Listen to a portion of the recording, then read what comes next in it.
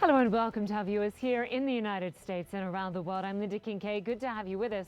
Ahead on CNN Newsroom, we're learning more about what happened when a piece of an Alaska Airlines plane blew off in flight. Details and why investigators are asking for the public's help. Plus, Donald Trump makes a bizarre claim about the Civil War and levels an attack on one of his top rivals. The latest from the campaign trail in Iowa.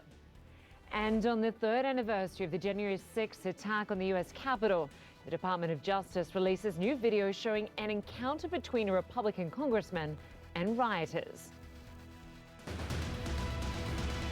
Live from Atlanta, this is CNN Newsroom with Lynda Kinkade. We begin this hour with a terrifying mid-air emergency that left a hole in a passenger jet flying at an altitude of 16,000 feet. National Transportation Safety Board officials said a door plug came off the Alaska Airlines flight shortly after takeoff, causing the cabin to depressurize. Incredibly, the plane landed safely with only minor injuries among the 177 passengers and crew. The NTSB is investigating and held a news conference a few hours ago. When you are a customer, such as an airline, purchasing an aircraft, Boeing would make an airframe, one airframe, which is sold to multiple customers, and the customers will order the design that they need for their operations. This particular aircraft for Alaska is certified for up to 189 passengers. And given the 189 passenger threshold, Alaska would not have to have emergency exit doors at that location in the aircraft. Alaska actually only has on this plane 178 seats. But this mid-cabin door plug, there's one on the left, there's one on the right. They are not operational. What you would see in the cabin if you are a passenger is a window and just part of the cabin. You would not see those as doors unless you are outside of the aircraft. Now, we know that there were 171 passengers on board the airplane with 2 pilots.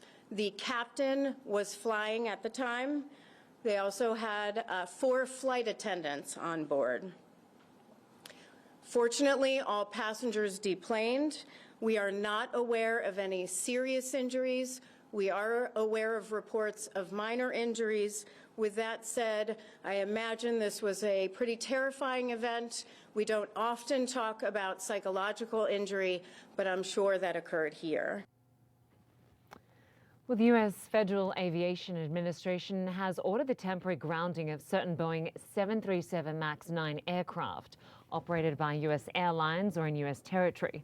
One passenger described the terrible moments after the hole ripped open in the plane before the emergency landing.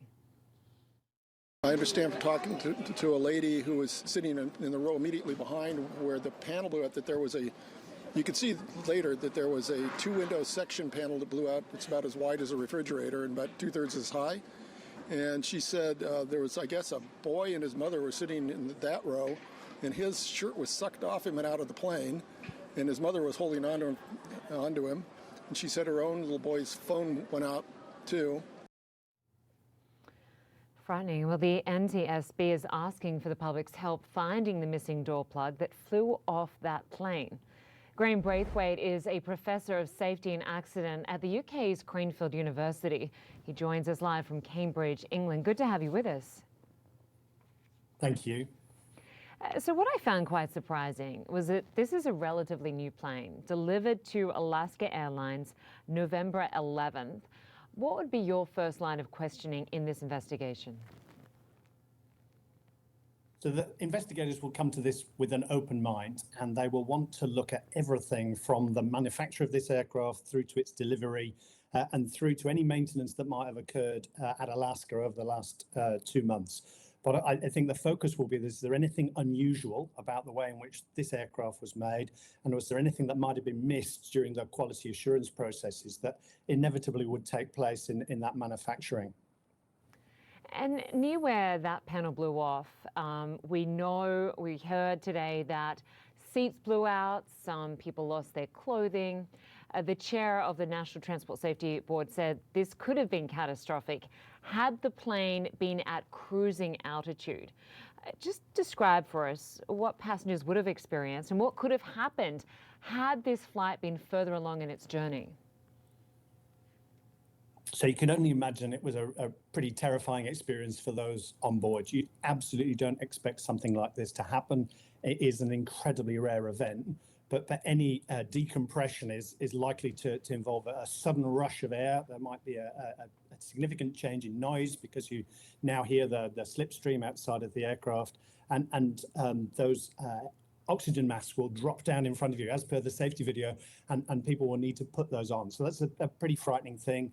It should immediately be followed by the crew descending to try and get to the aircraft to 10,000 feet.